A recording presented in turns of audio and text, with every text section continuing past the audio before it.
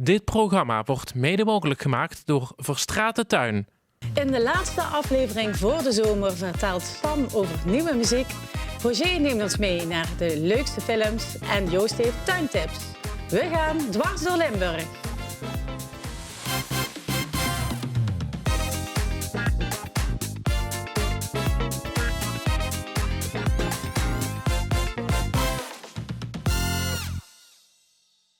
Welkom bij Dwars door Limburg met alles over kunst, cultuur en lifestyle in onze eigen regio. En vanavond is dat met Stan, Joost en Roger. Welkom heren, leuk dat jullie er zijn. We beginnen met het theater, want dit is de tijd van het jaar dat de nieuwe voorstellingen van het komende seizoen worden gepresenteerd. En ik nam een kijkje bij Doc 6.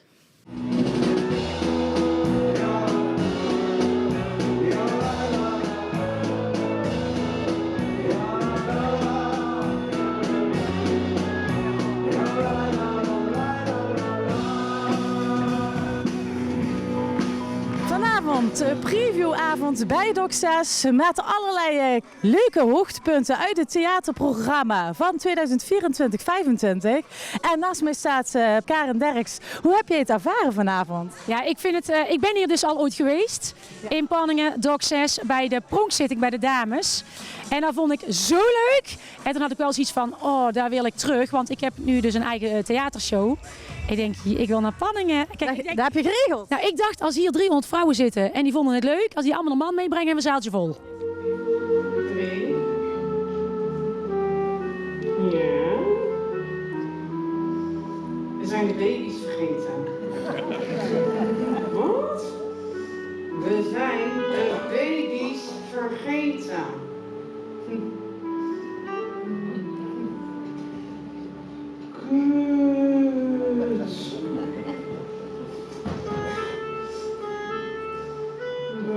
Waar zijn die dan?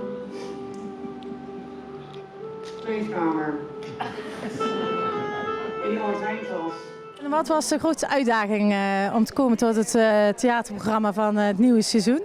Nou, ik moet eerlijk bekennen, Doc 6 staat steeds meer en steeds beter op de kaart bij de belangrijkste leveranciers. Ik ben ontzettend trots en blij dat er een steeds grotere namen deze kant op komen.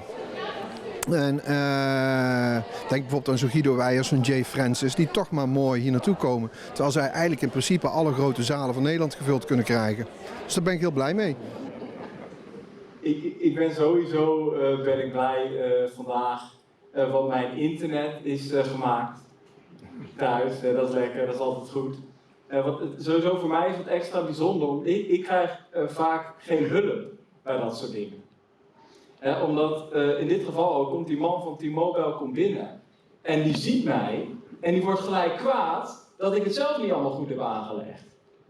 Want het schijnt dus dat ik een hoofd heb dat mensen denken dat ik technisch ben. Maar dat is een ontwerpfout. Nou, ik heb genoten. Van begin tot het einde. Ik ben de naam kwijt, maar die spreekstalmeesteres. Karen Derks. En ja, Dirk was fantastisch. Ja. Geweldig, echt. Dus je gaat haar show sowieso bezoeken? Ja, die gaan we kijken. En ik vond die Rob de Nijs ook helemaal te gek.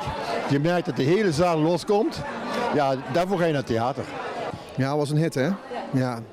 Hele herkenbare liedjes, de puurheid van de Nijs. Ja, ik denk dat het komt uit het hart. En dat voel je in zo'n zaal. Aan het strand wat wandelen, zomaar nergens heen. Ja, dat heeft mij geïnspireerd omdat ik heel erg veel feeling had met de teksten. En op dat moment in de fase van mijn leven was ook nog in coronatijd. Dus dat pakte mij eigenlijk helemaal in, tot tranen in de ogen. En toen voelde ik echt van, het is te mooi om er niks mee te doen. Het was ook wel een beetje uit mijn comfortzone, moet ik eerlijk zeggen. Maar ik gooide al mijn passie in. En ik heb mijn maatjes gevonden, waaronder ook Bob, om op die trein te stappen en dat avontuur aan te gaan. En je merkt al dat het uiteindelijk ook echt wel goed uitpakt. Want mensen voelen dat ook in de zaal. En die energie is gewoon fantastisch. Nou, ik vond met name die muzikale groep, die laatste die er was. Die van... Muziek van Rob de Nijs. Ja, oké. Heeft misschien ook een beetje met leeftijd te maken. Dat zou ook kunnen, maar ja. Een beetje nostalgie. Een beetje nostalgie, ja. Nee! Nee, kijk, dus is Gerry en daar ben ik heel blij om. Dat ik Gerry heet, dankzij mijn naam heb ik best wel veel dingen gezien, meegemaakt. Ik ben er altijd van overtuigd dat je onbewust uw karakter afstemt op uw naam. Dat doet iedereen onbewust. Meneer, wat is jouw naam? Eddie. Eddie. En hoe doe je even werk, Eddie? Zelfstandig ondernemer. Zelfstandig ondernemer met als in wat? Boomkwekerij. Een boomkwekerij. Een boomkwekerij. Eddie, een boomkwekerij. Gerry. Het is ook een beetje een vrouwennaam, hè? Dan ga ik niet werken in een boomkwekerij. Nee. Zit er een vrouwelijke Gerry in de zaal? Iemand die een vrouwelijke Gerry kent misschien? Ja? Zit er een mannelijke Gerry in de zaal? Ik heb 1 keer gehad, ik zeg, zit er een mannelijke Gerry in de zaal? Dan hoor ik heel achterin, joehoe! Mijn inspiratie komt eigenlijk uit het dagelijks leven, wat ik zelf meemaak. En mijn show heet Zoete Koek. En ik ben diabetes, dus zoete koek is voor mij of heel belangrijk of heel gevaarlijk. Dus ja, daar zit erin. En ook de zoete koek, het spreekwoord van wat slikken we allemaal voor zoete koek. Dus eigenlijk alles wat nu speelt in mijn leven zit in die show. Ja. En wat kunnen mensen verwachten? Heel veel lachen of ook serieus? Er zit heel veel humor in natuurlijk. En er komt nog veel meer humor bij als ik de try-outs doe. Maar er zit zeker wel gevoelige onderwerpen in. Ik heb het ook over de dood, over het hiernamaals, wat zit er tussenin. Dus waarvan ik zelf zoiets heb van oké, dan moet ik echt een paar keer spelen, anders schiet ik zelf vol. Dus nee, het is een hele afwisseling van humor. De confrontatie bij andere mensen en emotie. Ja. Ja, was leuk. Weer leuk afwisselend programma natuurlijk. En we hebben er al 2 uitgekozen die we graag terug willen zien. En wie zei dat dan? Jules Keres. Ja, Keres en Gerry. Ja, 2. Allebei uit Brabant. Ja. Maar is dat toch met die Brabants? Was zo leuk? Kijk, goed hè? Ja, maar er waren geen lembo's aan, dus ja, dat moeten we wel. Hey Pannetje, hoe is het? Leuk om hier te zijn. Ik ben hier al een paar keer eerder geweest en ik geloof dat ik als ik eerlijk gezegd heb, ik heb altijd het gevoel als ik hier kom dat dit misschien wel een van de allerleukste en gezelligste theaters is van heel Panningen. Waardeloos. Van de waardeloze avond. Nee, dat is niet waar natuurlijk. Ik vond het heel leuk, gezellig. Ik ben een Brabander, daar hoor jij. Maar het voelt hier toch ook altijd een beetje thuis. Ik heb het verschil tussen Limburg en Brabant ervaar ik wel eens groter dan hier. Ik weet niet waar dat in zit, maar de sfeer is hier eigenlijk altijd de top, vind ik. En dat was vandaag ook weer.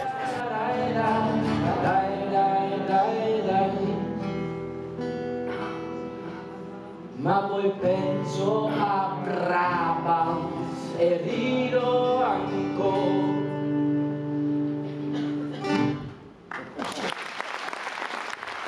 Zitten er voor jou ook nog mooie verrassingen tussen? Nou ja, het is natuurlijk altijd best moeilijk om dat zo te zeggen. Want in principe is alles goed wat hier staat. Maar waar ik echt heel trots op ben en wat gelukt is dat wij kinderen gratis naar theater kunnen laten komen. Dus ieder kind tot en met 12 jaar kan gratis naar binnen. Wel onder begeleiding van minimaal 1 volwassene. Maar daar ben ik echt heel trots op. Dat we dat hier voor elkaar hebben kunnen krijgen. Dat vind ik een hele mooie afsluiter. Dankjewel en fijne avond nog. Dankjewel.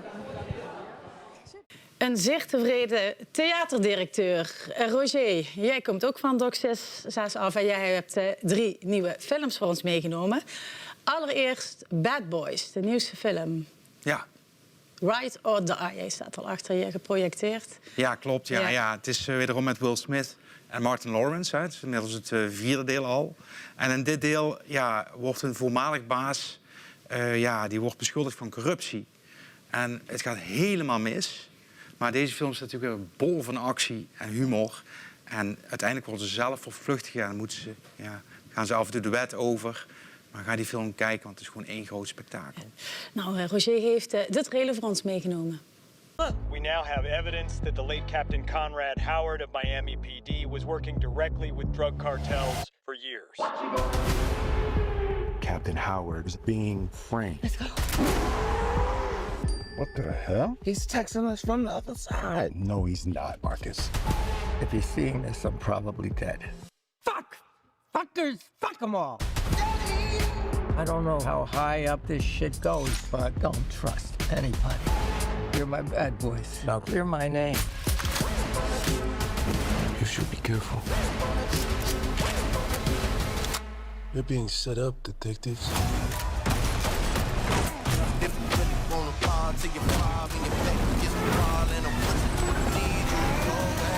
Weer een heel spektakel. Het blijft toch een gouden duo. Het 20 jaar geleden de eerste film. Ja. En nog steeds Ja. een succes. Ja, het vorige deel was 2020, dus de heren hebben er niet genoeg van. En ja, het is gewoon geweldig. En zo'n synergie hebben die mannen samen. Dat is gewoon prachtig om te zien. Ja, nou, mooie tip. De tweede tip, een film die je voor ons hebt meegenomen, dat is een Nederlandse film. Ja. De mooiste dag. Ja, het is echt een sterke cast. Je ziet het ook achter je. Hè? Katja Schuurman, Isa Hoes. Frank Lammers zit er ook in. En het gaat over een schrijfster en die krijgt een writersblok. Maar dat krijgt ze niet zomaar. Dus ze heeft een dodelijk ongeluk veroorzaakt. En radicaal besluit ze om te vluchten. Of eigenlijk niet te vluchten. Ze gaat naar Marokko en gaat ze op zoek naar de familie, zeg maar, van diegene die ze, zeg maar, ja, die dodelijk is verongelukt. En dit is niet echt dit is niet een geheel romantische comedy, maar het is er eentje, zeg maar, ja, met prachtige plaatjes van Marokko, maar ook eentje, zeg maar, waar je de zakdoek bij moet pakken. Ja, met een diepere laag. Ja, absoluut. Heel mooi om te zien ook. We gaan kijken naar de beelden. Goedemorgen. Het is weer een schitterende dag. Is er altijd een schitterende dag. It's in the air, it's in the morning with the sun. Waarom verstop jij eigenlijk in Marokko? Wie zegt dat ik me verstop? Nog steeds geen bereik hier, hè? Je zus zoekt je. Jij wil niet gevonden worden, dat is de definitie van verstoppen. Flowers grow. Hugo, what the fuck doe je hier? Joost vraagt, is dit Marrakesh? Ja, het lijkt mij Marrakesh. Ik ben er ooit wel geweest, Ja, maar ja. ja, ik lijkt het herkennen. Is het ook een film die je aanspreekt? Nou, om er naartoe te gaan, dat durf ik niet te beloven. Maar als je eens een keer op een van de streamingsdiensten komt, dan wel. Dan Katja denk ik Schuurman, wel, ja. altijd leuk om naar te kijken, toch? niet onaardig. Nee. Nou, waar je wel al heel veel verstand en heel veel affiniteit naar hebt, zijn natuurlijk de planten. En je hebt weer voor ons een plant van de maand meegenomen. De vingerhoedskruid, ook al digitalis genoemd, is de plant van de maand. Hij komt van nature voor in Nederland. Je hebt hem dan in de witte kleur en in het paars. Hij bloeit eigenlijk best wel lang, van mei tot oktober. En hij is er in allerlei kleuren. Hij is in Nederland natuurlijk. Je kan hem ook veel langs de snelwegen zien. Hij bloeit ook wel in natuurgebieden.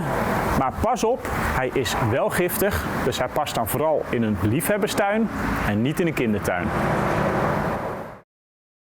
Prachtige plant. Ik kwam hem ook Inderdaad, tegen in de Eldersbossen. Ja, daar staat hij ook. Ja. En hij bloeit echt bloeit heel lang, eigenlijk van mei tot oktober. Dus constant komt hij weer opnieuw op, nieuwe bloemen erin. Hij is giftig, dus pas wel op. Maar eigenlijk als je die gewoon laat staan en er vanaf blijft, is er niks aan de hand. Moet je meer opletten als je per ongeluk tegenaan stoot, dat hij niet al die hommels en al die andere insecten en die bijen eruit komen zetten. Die zijn eigenlijk gevaarlijker dan de plant zelf giftig is. Oké, dankjewel. We komen zo weer bij je terug. Eerst ga ik weer naar jou, Roger. Filmtip nummer 3. Een kinderfilm, Dikkie Dik en de verdwenen knuffel. Ja. Blijft ook een hit, hè, Dikkie Dik? Ja, dit is eigenlijk de film voor de kleintjes. Hè? Dus wie is er nou niet opgegroeid met de boeken van Dikkie Dik? Ik denk dat dat echt wel heel veel mensen zijn eigenlijk. En nu hebben ze besloten niet 1, maar zelfs 2 films van te maken. En eentje komt midden juni uit. En de tweede, zeg maar, die staat ook al klaar. En die wordt eind van het jaar gepresenteerd. En je ziet het, Dikkie Dik wordt verteld door Bernie Bos. Dat heeft hij nog kunnen inspreken, want hij is vorig jaar overleden. Ze hebben besloten om de katten die erin spelen van andere beesten niet te laten spreken, maar meer een voice-over zit erin. Dat is wel heel speciaal in deze film. Ja, nou, we gaan even kijken. Zonder beer kan Dikkie Dik niet slapen.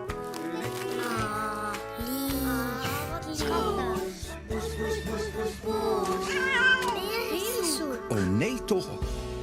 Gelukkig wil Poes Muis mee helpen zoeken. Poes Muis en Dikkie Dik zijn vrienden. Dikke vrienden. Daar is Konijn. Kunnen jullie ook fluiten? Knap hoor. En nu gaan we verder zoeken. Weer zoeken. Ja, weer. Blijft leuk. Ja, absoluut. Ja, niet meer voor mijn kinderen ben ik bang, maar Wel voor de kleintjes. Er was onlangs ook een heel bijzondere gast in Panningen. Ja, Dus vertel. ja, die was gesignaleerd in Panningen Centrum op Pinkstermaandag. Ja. En hij was er gewoon, dus we begrepen het zelf niet, maar Dikkie Dik was er zelf. En kinderen konden mee op een foto, maar hij was ook zelfs te gast in de bioscoop. Oh. Ik ben heel benieuwd, we gaan kijken.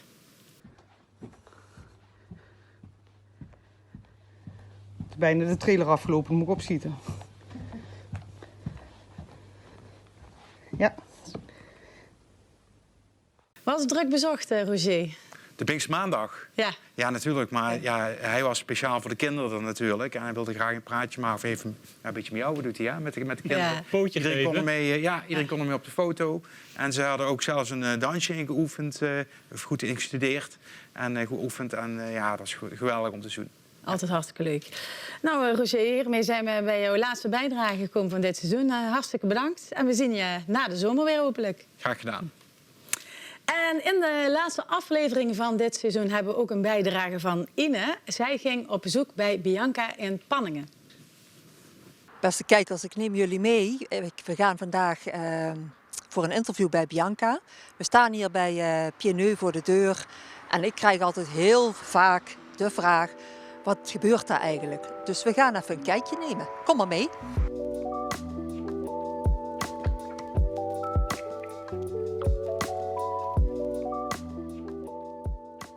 Je hebt al een heel mooie naam op je bord staan. Ja. Pieneu. Ja. Wat betekent dat? Pieds nus is Frans voor blote voeten. En toen ik startte met de opleiding en met de praktijk, was ik nog docent Frans. En ik ben gestart met voetreflex plus therapie. En ja, voeten, Frans, pieds nus, blote voeten. Daar is de naam van ontstaan, want dat moet bij mij passen. En ik weet nog, de eerste les zei mijn docent, ja, dit punt, dat is ook mild 3, acupunctuurpunt mild 3. En toen dacht ik, oh, dat is leuk. En daarna ging ze verder, zei ze mild 5. En dat is, toen ging ze de werking uitleggen. Dus terwijl ik bezig was met mijn opleiding, en ik kreeg die van een acupuncturist, is mij eigenlijk mijn interesse ontstaan van naalden. Van nee, dat is niet waar, voor acupunctuur. Want ik was eigenlijk een beetje fobisch voor naalden. En dat ben ik eigenlijk nog steeds. Maar het is wel heel erg tof om te doen. En het is ook heel mooi aanvulling op alles wat ik doe. Ik start een behandeling eigenlijk altijd met een anamnese. Want ik wil degene die in mijn stoel zit, wil ik leren kennen. Gewoon even wat algemene vragen stellen over hoe zit je in je vel, hoe is je ontlasting, hoe is je menstruatie bij vrouwen, want dat is heel erg belangrijk. Hoe slaap je? Heb je lichamelijke klachten, heb je emotionele klachten?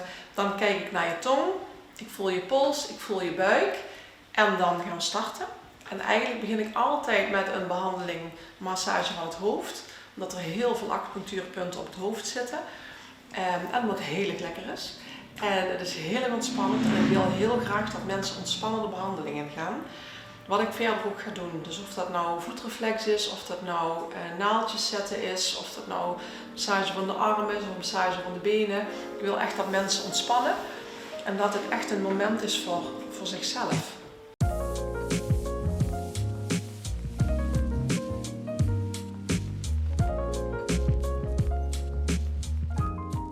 TCM, dat is Traditional Chinese Medicine. En dat is de Chinese geneeskunde. TCM is heel erg holistisch. Dus met alle hulpvragen die je hebt, kun je terecht. Of het nou ontspanning is, hielspoor, hooikoorts, kinderwens, klachten over het bewegingsapparaat. TCM kan zo goed als alles behandelen. Als kijkers nu denken, waar kan ik nou mee beginnen? Wat zou jij dan adviseren? Voeding is heel erg lastig. Want het is echt specifiek toegepast op de persoon. Net als alles binnen de Chinese geneeswijze. Het is nooit, ik ga het even in het Engels doen, one size fits all. Dat is het per definitie niet. En Chinees gezien is warm ontbijten een hele mooie start van de dag. Omdat je spijsvertering, dat is je motor. En als je motor maar goed in beweging is, door warmte toe te voegen, dan loopt eigenlijk alles al vanaf het begin van de dag op rolletjes.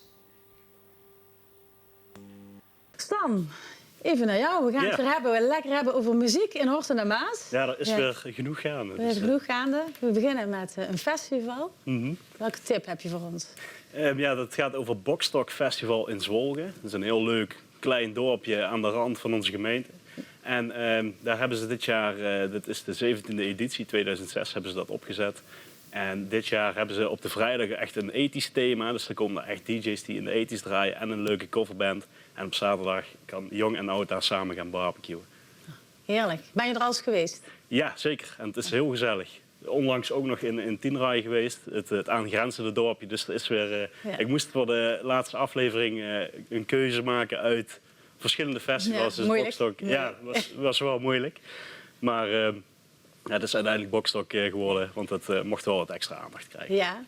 En wat spreek je daar dan zo in aan? Is het dan de sfeer of de echte muziek? Ja, beide. Ik vind het wel heel leuk. Veel van de dorpjes in Horst zijn echt geënt op bandjes, zeg maar. In Zwolgen zie je iets meer dat de DJ's wat vooraanstaande zijn. En dat maakt ook wel een hele leuke switch. En jong en oud doet het daar allemaal samen. En dat maakt het zo gezellig. Ja. Super, super tof. Je hebt ook weer nieuwe muziek voor ons meegenomen. Het nieuwe album van No Man's Valley. Ja, klopt. Een heel interessant, leuk album. Het heet Chrononaut Cocktail Bar / Flight of the Slots. Natuurlijk, ja. Het is een mond vol. En eigenlijk zijn het 2 albums in 1. Dus Chrononaut Cocktail Bar bestaat uit 6 nummers. En die zijn wat korter, dat is 1 geheel. Het tweede album bestaat uit 1 nummer, wat wel liefst 18 minuten duurt. Ja. En dat heet Flight of the Slots. Een heel bijzonder, interessant nummer. Ja. Wat je meevoert. Het is eigenlijk een droomvlucht van een luiaard. Dus het is heel breed interpretabel wat je daarbij kunt voelen. Maar ik raad het zeker aan om die even te gaan luisteren. Je hebt wat voor ons meegenomen, toch? Ja.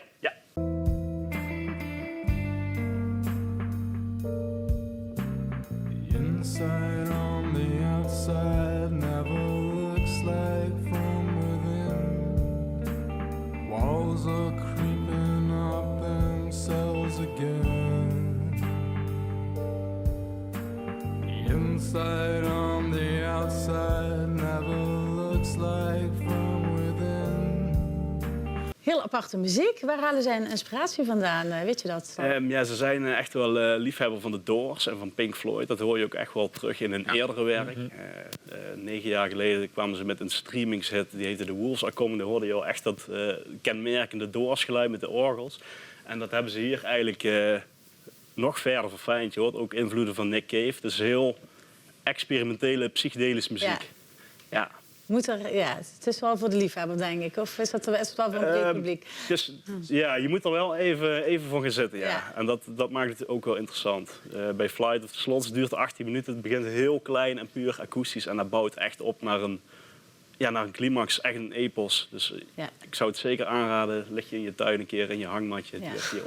En ga mee op die rug van die luiaard. Ja. Nou... Ik ben benieuwd, moet het even wat beter weer worden. Maar dat klopt. Het gaat eraan komen. Gaat het eraan komen? Ja. Nu is het nog best wel nat weer de laatste tijd. En dat betekent ook dat we nog wel wat slakken voorbij zien komen. Ook in mijn tuin.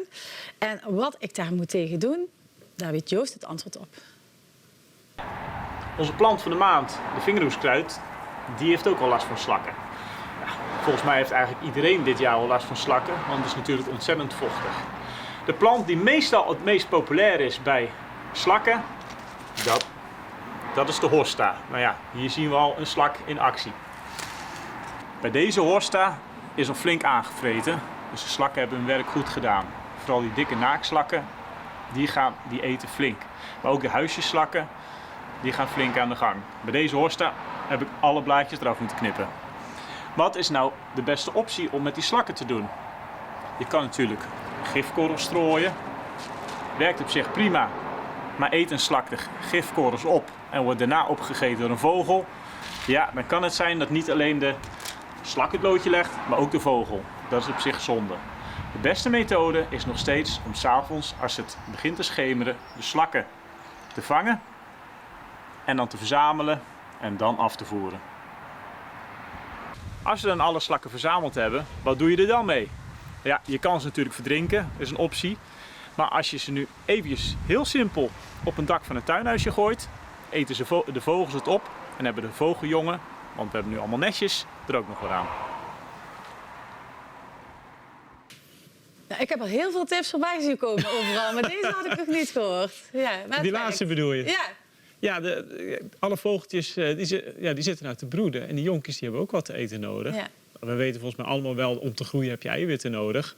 Ja, zo'n slak, ik heb het nog nooit zelf geprobeerd, zo'n naakslak. Maar die zitten wel vol met eiwitten. Dus het is eigenlijk hartstikke goed voor de vogels. En als ze dan zonder dat gif zijn, ja, dat is alleen nog maar beter. Ja, zeker. En als we straks dan eindelijk tot mooie weer gaan krijgen, heeft dat ook invloed op de aanwezigheid van de slakken? Valt eigenlijk helaas wel een beetje tegen. Die slakken die zijn er nog steeds. Ze kruipen wel wat dieper weg. Ja.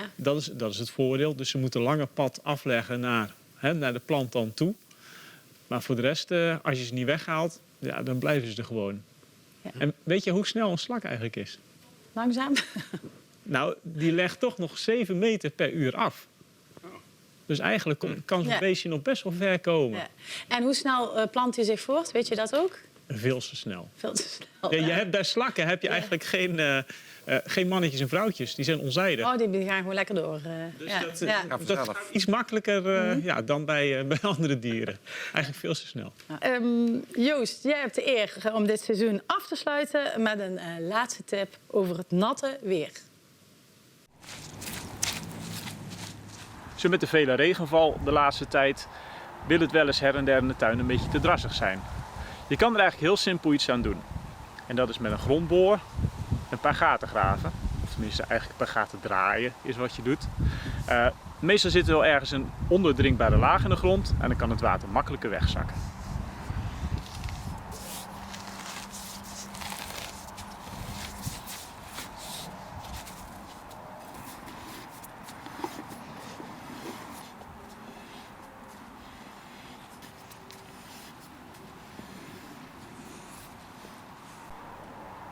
Maak het gat zo diep als je kan, zodat je niet dieper komt met de grondboor. En vul het daarna gewoon met de grond. Dan kan de volgende keer de regen fijn naar de ondergrond zakken door de zachtere ondergrond.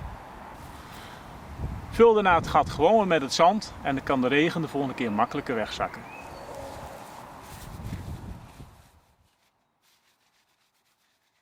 Weer een mooie tip tot slot. Ja, Hopelijk dus, hebben we het niet te lang meer nodig. Nee, dat hoop ik ook. Maar het water waar dit eigenlijk voor geschikt is eigenlijk niet het grondwater, maar het hangwater.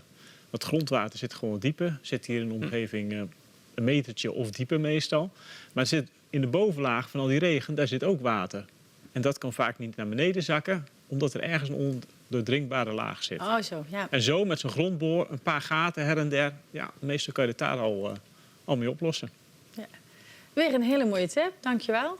Stan, jij hebt net een nieuw huis, hoorde ik. Ja, klopt. Ja. Dus ik wil wel met de grondboor aan de slag, maar mijn tuin is nog volledig van beton.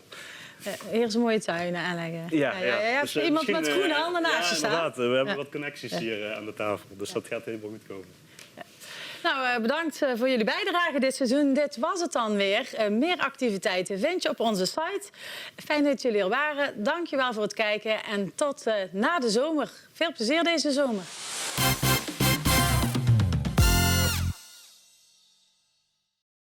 Dit programma wordt mede mogelijk gemaakt door Verstraeten Tuin.